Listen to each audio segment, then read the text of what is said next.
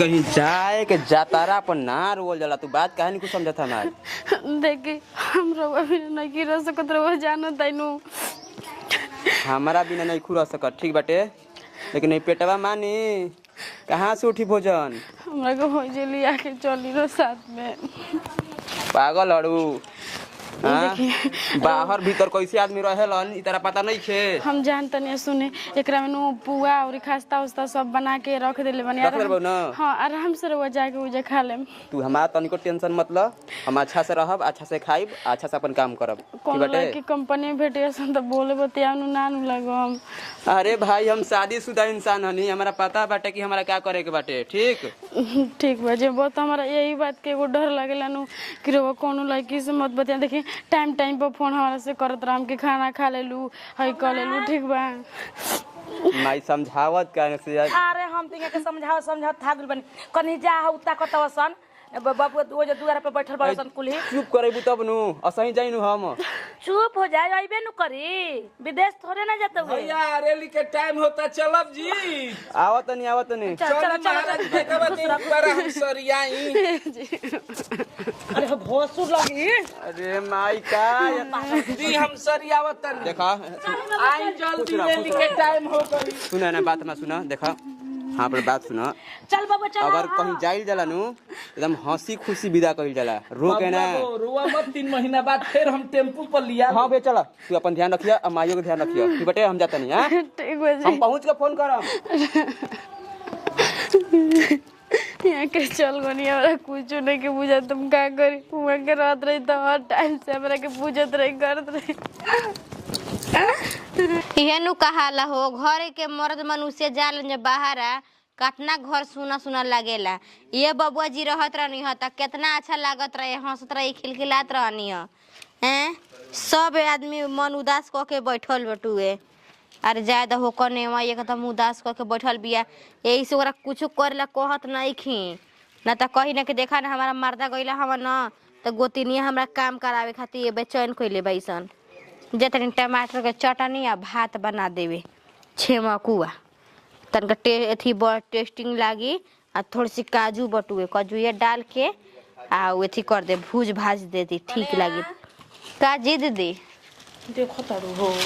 देवर जी तो चल गइनी है चल गइनी कहतन कि और 4 घंटा में पहुंच जाइम भाभी। आ मगर ई तनियो सी रहतिया हो रोवतिया कहती कि वहां के गइल हनी हमार मन घबराता। ती पागल नहीं है जी। अच्छा ये बताई कोई के मर्द मनुष्य के भेज के आ रोवल जाला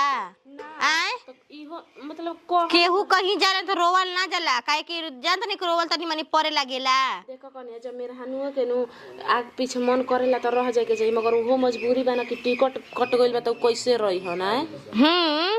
तब का। अच्छा ये बताई रहो कि जिंदगी भर आदमी घर में नानू रही हन अब हमनिए के बना तो जालन त आवेलन साल भर 2 साल पर। हां ये कन्या का करबू आई त पिनिया खोल देले बनी का जी। हो बबुआ नोच देले हां का करबू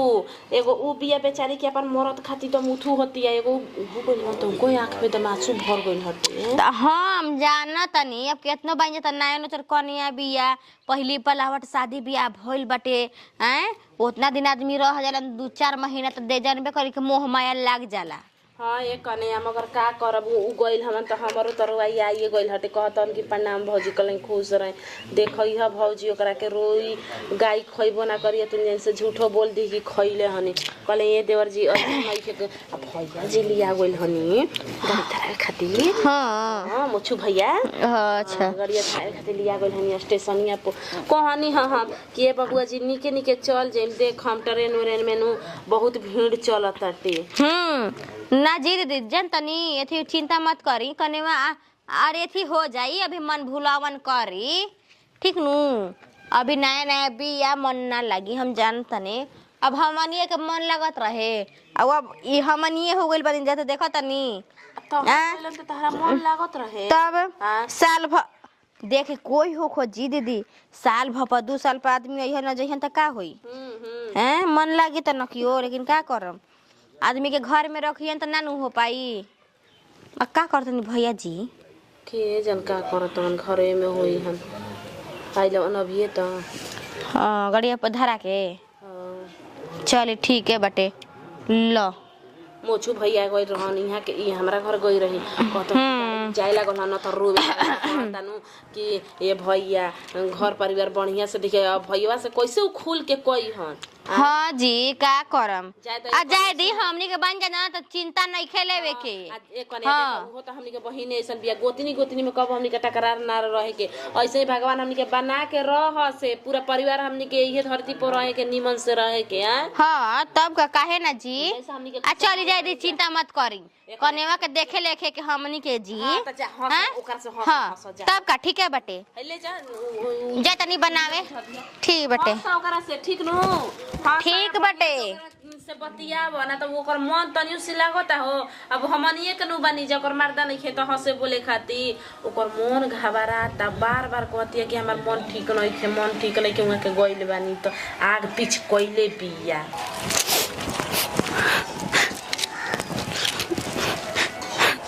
उनके फोन लगाओ तनी फोन नहीं के लागत एकदम से मन गड़बड़ाइल बटे कुछ बुझाते नहीं के का करी हे भगवान वहाँ के तो गइल बनी सही सलामत रहुआ को पता ना का जानी काहे हमर बहुत जीव घबराता आ ये दादा पागल हो आए हम जाना तानी कि तहार दुल्हा बिना मन नहीं खेल लागत ना दीदी ऐसा कोनो बात नहीं है का जानी काहे तो हमर जीव घबराता टीम देख कहीं केहू जाला ना तो ऐसे ना करे के चाहिए मन छोड़ कर के तो एकदमे ना रहे के चाहिए ठीक नो फोन लगाइलू हा दीदी लगानी है 4-5 बेरी वहाँ के फोन में नहीं के लागत पता ना का जानी का फोन नहीं खेल लागत ना रुक तो लगावत नहीं फिर से रुक मोबाइल का बतावता स्विच ऑफ का हो स्विच ऑफ का बतावता તે હાલમાં સ્વિચ ઓફ છે કૃપા કરી हे भगवान जी अरे हाँ घबरा मत हो करने बा છો તે હાલમાં स्विच ऑफ છે हे दीदी कैसे ना कसम तो हमर जीव घबराता दीदी लगता बेचैनी नहीं है ये कन्या घबरा मत उ जान तरू इन नेटवर्क के थी से हो कन्या नेटवर्क प्रॉब्लम से जान तो जहां नेटवर्क ना रहेला ना वो जगह मोबाइल लेती चार्ज रहेला तब तो नेटवर्क हट जाला ना तो मोबाइल स्विच ऑफ बतावेला पागल हऊ तारा तारी खुशी रहे के चाहत रहे कि हमार दुल्हा गइल बना कमाए ए कने अच्छा ई बताव एगो साड़ी ले रहलू तार भौजा अपन भौजाई से तू कैसे छिरत रहलू तार भौजाई हमरा फोन कह के आ कहत रहनी ह कि जान तड़ू कहत आई का कि हमर ननद न जी का कइले रही ना कि वो साड़ी हम किनले रही 2300 के दीदी हमरा के हाथ आगे रो कोशिश मत करी हम सब रोगे बुझे तनी हमर जीव का जानी काहे बहुत घबराता आ ये सुना है रे कन्या सुना मन छोट ना करे के चाहिए पागल हऊ रो अबू गइबू ना देख तहार जैसे मन कलपत आते न बतेला बिना उहो चाहत हो कि हम अपना कैसू मेहरनुआ से बतिया लीही हैं हिया तू खुश रहबू ना तो तार मरद के जन एथी बात दिल बानू खुश रही समझ जा हैं कभी जब हो सकता नेटवर्क प्रॉब्लम होई दीदी खइले बड़ू हो ना भी कारण नहीं कोई ये दादा ये कन्या सुना ये कन्या सुना पहले देखो रोवल गावल ना जाला ये बूची ठीक नु हमनियो के आदमी बना हमनियो के जात रहन जा हम जाना तनी नैनो चर कनिया बिया त तनका आहे अइबे नु करी हो कि हमर मर्दा हमरा छोड़ के चल गइल स हैं ज्यादा का कैसे समझावत तनी बुझावत तनी जतनी हंसे की कोशिश करे कन्या हाँ हेलो के ह अरे का हेलो हमरा नहीं खे सुनात अरे कने हुआ अरे केने बड़ू सरे हाय देख के कर फोन आइल बुझाते ने के का हिंदी में बोला तो सन हम ना बतिया देख मजे संजली के मरद होई के अरे ला ना बोला हेलो कहाँ से चिकना अच्छा रुक जा अच्छा ठीक साहब ठीक ई कौन ता स्टेशन के नाम बतावता तो पूछा बतिया कब स्टेशन के ता हेलो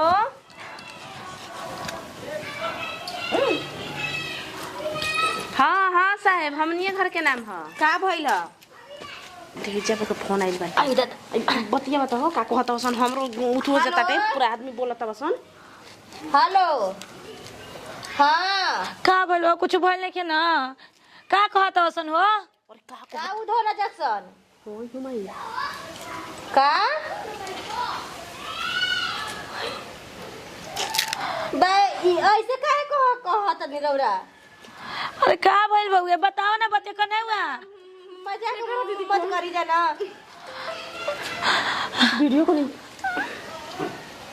हेलो अरे हे मम्मी जी का भइल बा बबुआ जी के ना पूरा गोड़वा खच गइल हटे बबुआ जी ये दुनिया में अब नहीं थी दादा यो हमनी के का सुननी जाओ दादा आयो बाबुआ आयो राजावा अब हम कैसे राम हो राजावा जैसे ही स्टेशन पे उधना उतरने वैसे ही गोड़ फंस गइला भीड़ भाड़ में ढकोल दला बात रही कि शिकायत हमर मनवा कर चला आयो मैया हे दादा अब हम ना जिया बाबू के हमारा के काहे ना भगवान ले ले लसा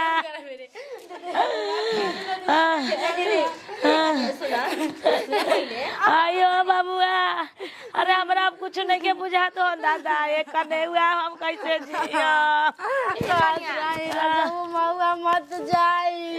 ये कनिया सुना पहले अच्छा ये बताओ तू जहां के का कर पोई जीवा भाई अब दे नहीं के माटी हो गई बटे ये कने हुआ दीदी जी भाई का कर देनी दीदी जान में का कर देनी मैं के जी आई हम छोड़ावा जाए कोने मांग में के सेंदूर अंदूर और रो जाई अरे दादा लागल बने दादा अरे पनिया लिया रे दादा धरे जे धराओ कने धराओ एथी ना कची पे जल्दी अभी दुनिया में देवर जी ना रहनी तब का करम जा वहां के जिंदा मानी ऐसे मत कर यार बस मम्मी जानी हमरा के जा दी अयो दादा अपना हाथ से अपन गोतनी के हमनी के मान हम जी वहां काम को अदर रे मर हमर का जानी का जी वहां का बड़ा साथे का करबू कने दीदी